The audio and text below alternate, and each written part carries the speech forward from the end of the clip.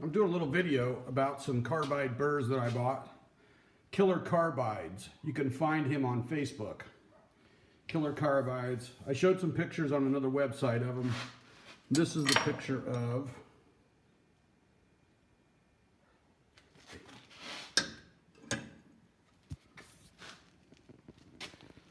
that's a 5/8 oval or whatever he calls that. And I have a bunch of these that are put away in a drawer. This one right here.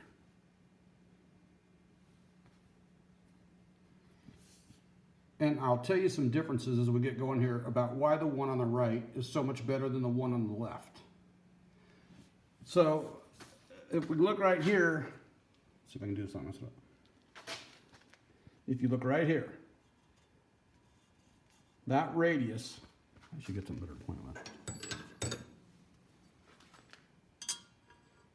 This radius right here, to get this edge flat and to put the radius back on here, usually I would have had to use a tool that looked like this. Fairly aggressive, pretty small, and they tend to chatter when they get down in here in these tight radiuses and things. That's what I would have used. Instead, I use this big burr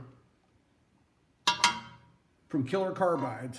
I didn't have any chatter. I pulled this wall straight, rolled these two radiuses. I'm not done yet. I've just been playing around. And there was no chatter.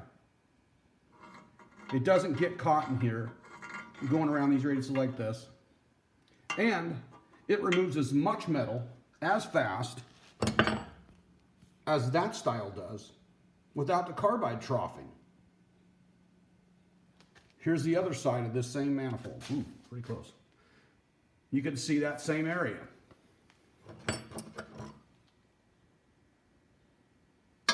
Right through here. That was a big lump that came out like this, and it rolled down this way, and it was a nightmare. This side, you can still see some of it. Sorry about the camera work. It's hard to talk into the camera. You can see this side when you come on straight. You can still see how it's got some down in there that I haven't quite taken the night. It was way worse than that to start with. And so I pretty much got this roughed in. I'll clean up a little bit more. I also need to do something with this radius right here to straighten this up. Sorry about the camera. Straighten this up and clean this up in here.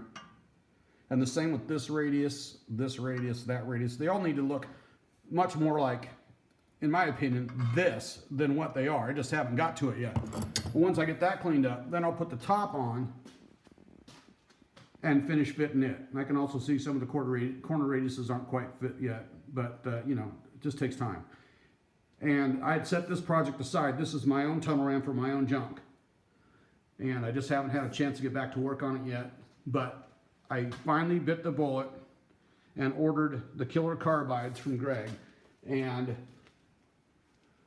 now I don't know where I put the rest of them. But I have two more, and I'm probably going to order another 2 or 3 more, just so I can have some different shapes to do different things.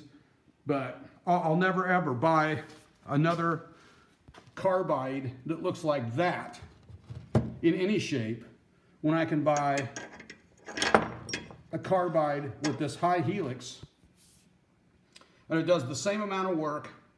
It just does it much cleaner with no chatter, very minimal chatter, and it puts a nice radius on things. Some of the radiuses do the size, but it also doesn't chatter when you put it into a corner.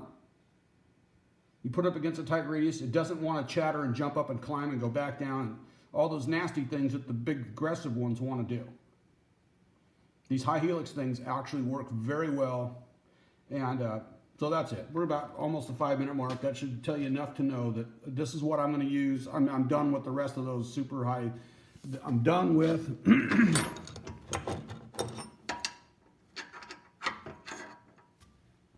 those. I don't know if I mentioned it yet or not, but Greg makes these by hand. I don't know how he does it, but they are smooth. They'll take as much RPM as my air grinder will put out at wide open.